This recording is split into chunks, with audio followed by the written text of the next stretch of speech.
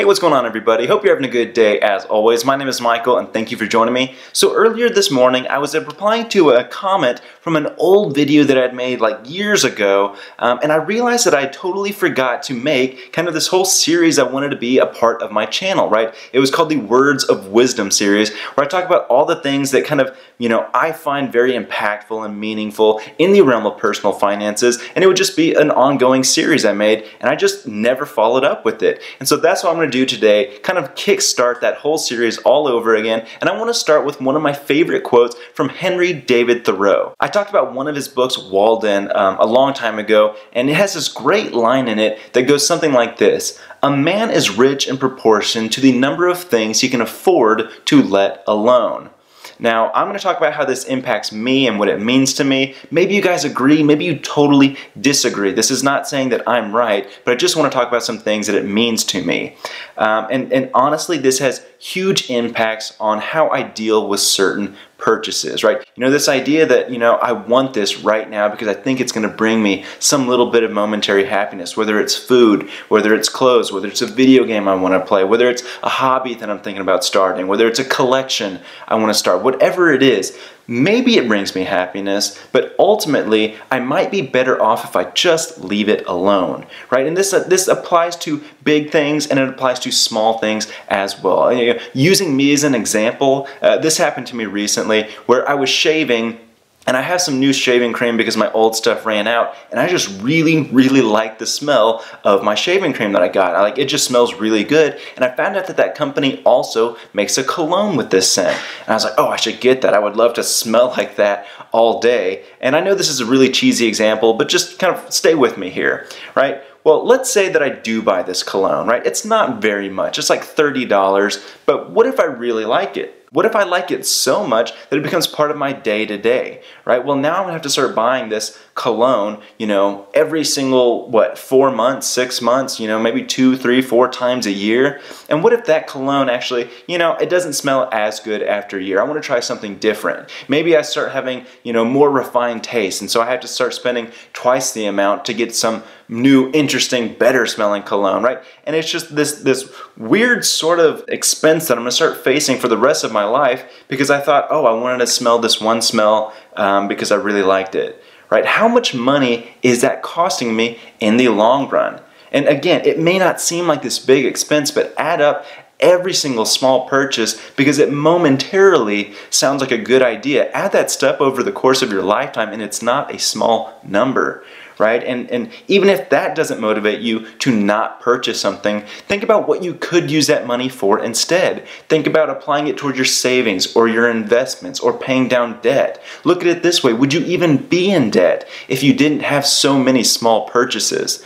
So again, this idea of just being able to say, you know what? I don't really need that. I don't necessarily need to buy it. I'm just gonna walk away from it, and your life is probably not gonna be that much worse off without that thing in your life. It's not saying that you need to live the life of a monk and have, no earthly treasures or possessions or anything like that, but it really just does mean that, we should focus on what it is that truly gives us value in life, right? And we should stop focusing or purchasing or spending on things that don't necessarily matter, right? And our finances and our overall well-being is going to be better if we can afford to leave that stuff alone. Going back to what I was saying earlier as far as what could you also spend that money on, right? Let's say that you use that money instead to save or, apply towards your investments. What if you could do something really big with that money? What if you could use that to buy a house instead of renting? What if you could use that to be totally debt-free? What if you could use that money to retire early? Let's say you could retire at 35 or 40 instead of,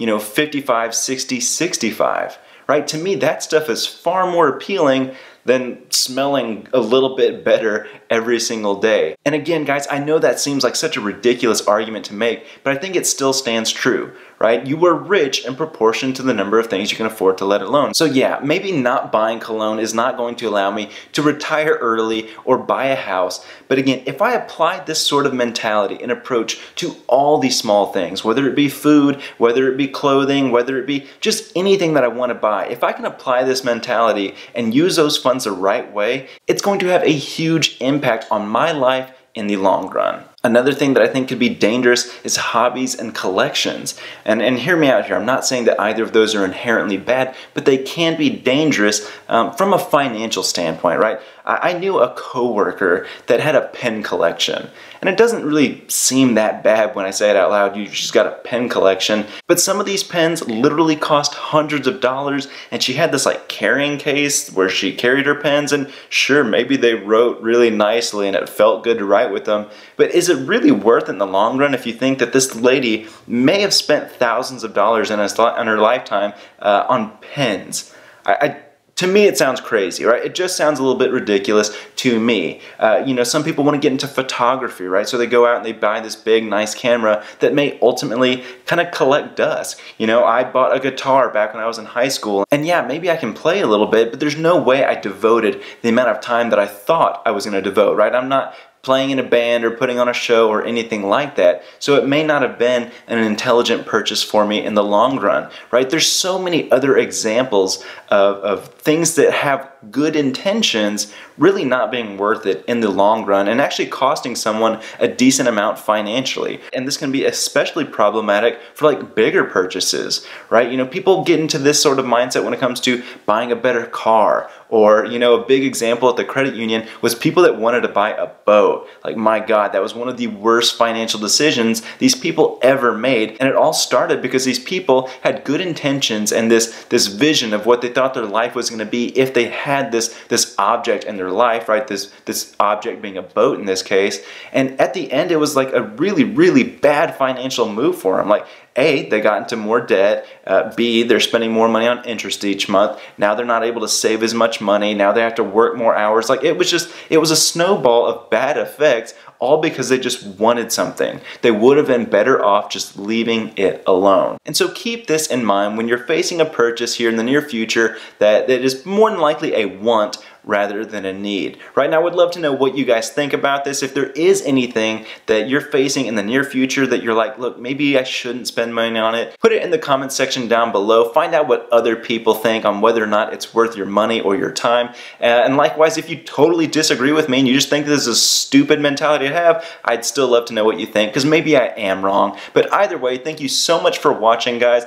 Please make sure to like, subscribe, comment, share. I also do have a special shout out to give to Brandon, who has become my most recent Patreon supporter. Brandon, thank you very much from the bottom of my heart. You've actually become my biggest Patreon supporter as well, so definitely get in touch with me. I would love to do something with you to show you my appreciation. But thank you so much for watching, guys. Take care. I'll see you next time. Hey guys, I know I just said this stuff, but let me say it again. Thank you so much for watching this video. I appreciate all the support that you guys give me. And to support you, here's 2 more videos that I've made in the past in case you haven't seen them. Don't forget to share these with your friends and family so we can help all the people achieve their financial goals. Likewise, if there's anything that you would want to see made that you haven't seen thus far, definitely don't hesitate to let me know. But thanks again, take care, and have a good day.